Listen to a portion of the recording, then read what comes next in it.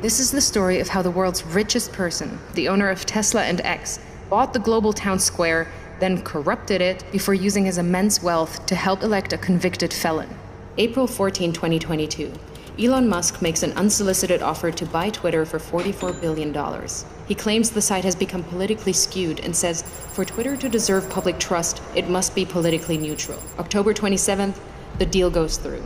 The next evening, a far-right conspiracy theorist breaks into the San Francisco home of Democrat House Speaker Nancy Pelosi, intending to kidnap her. Pelosi is away, but the man attacks her husband Paul, hitting him repeatedly on the head with a hammer. Paul Pelosi escapes with his life, but requires surgery for a fractured skull. While most people take the chance to decry political violence, the new owner of Twitter, Elon Musk, posts a tweet sharing an entirely false claim that Paul Pelosi was in fact injured in a drunken fight with a male prostitute with whom he was involved. Musk includes a link to a false claim on a website that has a history of publishing conspiracy theories, including a story asserting that Hillary Clinton is dead and has been replaced by a body double. Musk's post is retweeted 24,000 times before he deletes it. November 18th, Musk's Twitter starts to unlock previously banned accounts. Misogynist far-right influencer Andrew Tate was permanently banned from Twitter in 2017 after urging women to, quote, bear some responsibility for rape. Now he's back.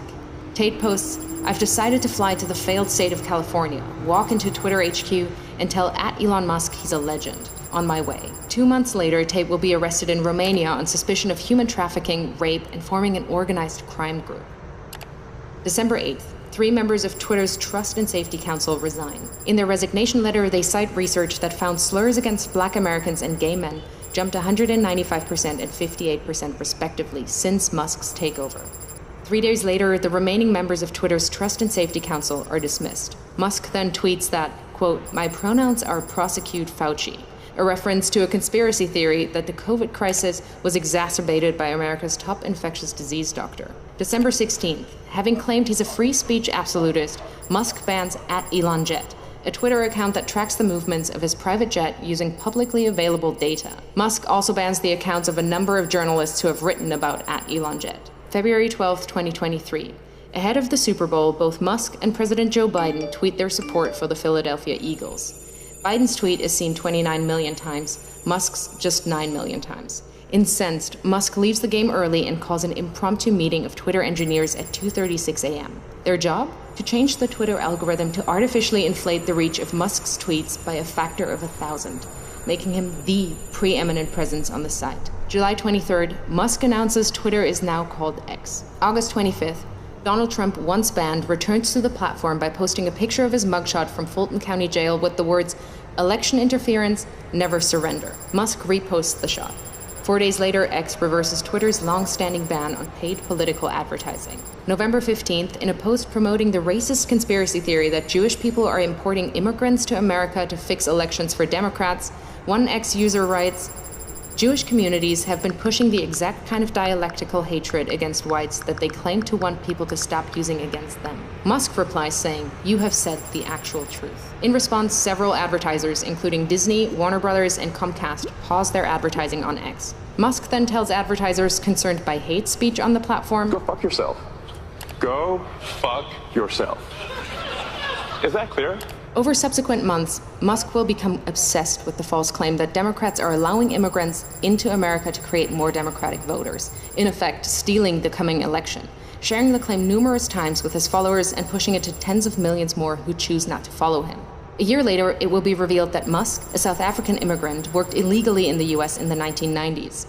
November 25th, on X, Musk boosts the Pizzagate conspiracy theory, a long-debunked claim alleging high-profile Democrats ran a pedophile abuse ring from a Washington pizza restaurant. March 25th, 2024.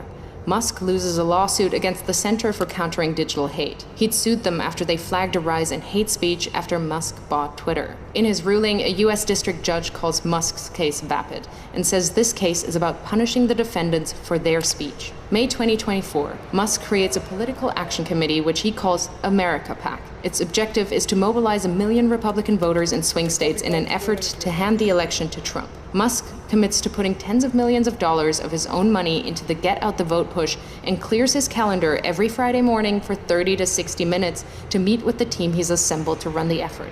July 14th, Musk calls Trump on behalf of J.D. Vance, urging Trump to select Vance as his running mate. Vance says abortion is murder and insults women who haven't become mothers.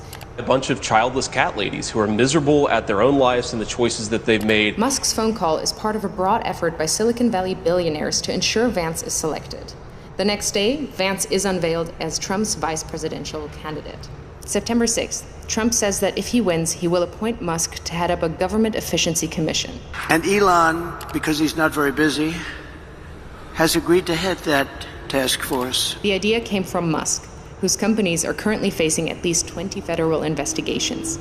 If he gets the role, it would give the world's richest man the power to regulate the regulators who hold sway over his companies. Last year alone, his companies were promised $3 billion across nearly 100 different contracts with 17 federal agencies. September 9th, Musk spreads a conspiracy theory that immigrants in Ohio are eating people's pets. The following day, Trump repeats the slur during the presidential debate with Kamala Harris.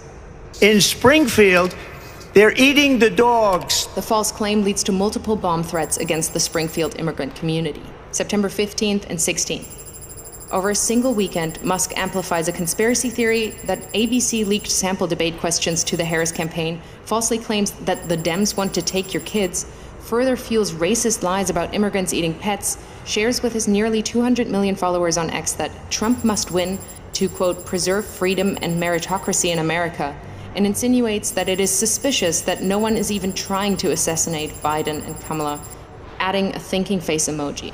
The U.S. Secret Service confirms that it is aware of the post.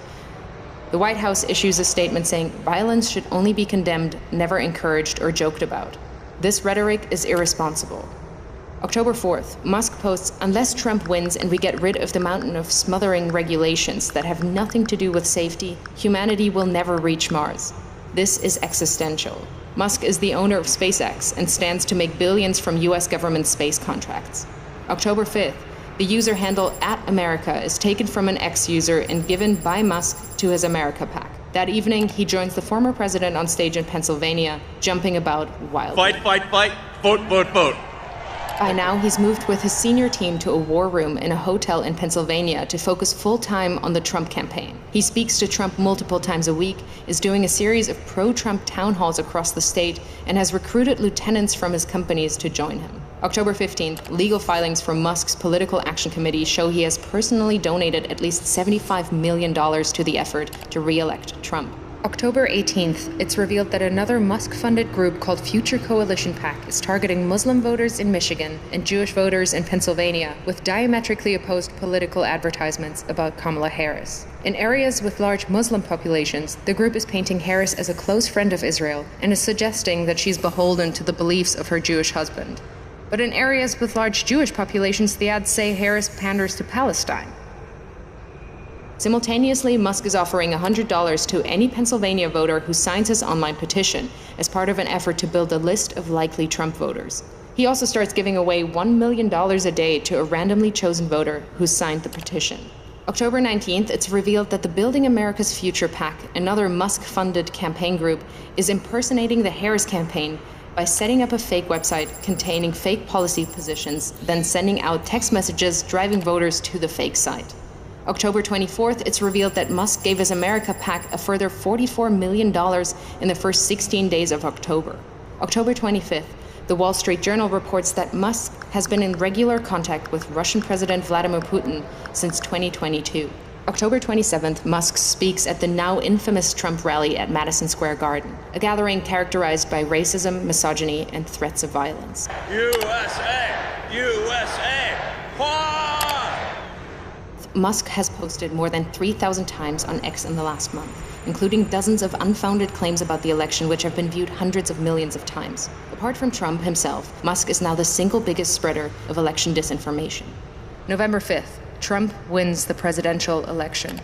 Elon Musk, a far-right conspiracy theorist, has succeeded in using his immense wealth to help swing the election in favor of a convicted felon.